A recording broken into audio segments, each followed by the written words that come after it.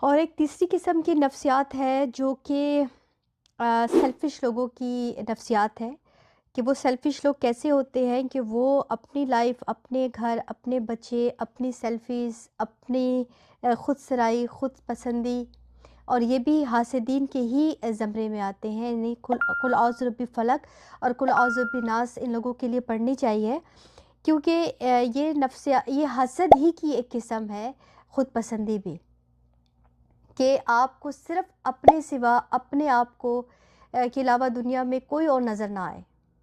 یہ بھی حسد کی ایک قسم ہے کہ آپ اتنے زیادہ حاسد ہیں کہ آپ کسی کو کوئی ہیلپ ہی نہیں کر رہے.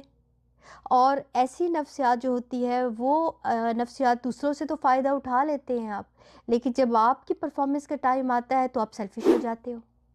تو یہ نفسیات بھی ہے.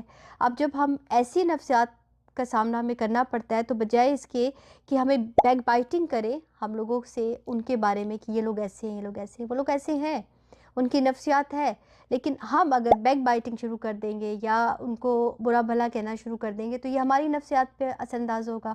اور اور وہ لوگ تو اس قسم کے ہیں، ان کے نفسیاتی پرابلم تو چل رہے ہیں. تو ایسے لوگوں سے پناہ کیسے مانگی جائے اور اپنے آپ کو گلٹ سے کیسے نکالا جائے، اپنے آپ کو پریشانی سے کیسے نکالا جائے، کہ آپ سورہ فلق اور سورہ ناس پڑھیں اور ان کے لیے بھی دعا کریں اور اپنے لیے بھی دعا کریں، اور اللہ تعالیٰ کا شکر ادا کریں کہ اللہ پاک نے آپ کو وہ نظر کرم دی ہے کہ آپ کو دوسروں کے پرابلم اپنے پرابلمز لگتے ہیں، دوسروں کی ہیلپ کر کے آپ کو خوشی محسوس ہوتی ہے. یہ بہت بڑی نعمت ہے اللہ کی. آپ لوگوں کی پریشانیوں کو دیکھ نہیں سکتے، اور وہ لوگ جو اتنے سیلفش ہیں کہ وہ اپنے علاوہ اگر وہ خود خوش ہے تو ساری دنیا خوش ہے.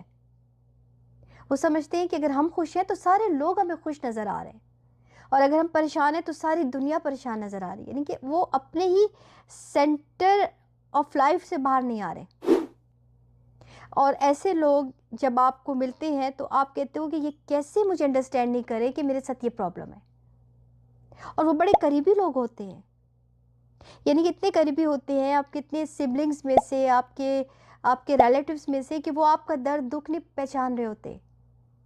ان کو اپنی پڑی ہوتی ہے، وہ اپنے بارے میں سوچتے ہیں، اپنی لائف کو لے کے چل رہے ہوتے ہیں، اور آپ کو بھی یہی مشورہ دے رہے ہوتے ہیں کہ آپ بھی اپنے بارے میں سوچو، نہ ہمارے معاملے میں دخل دو، نہ آپ کے معاملے میں ہم بولیں.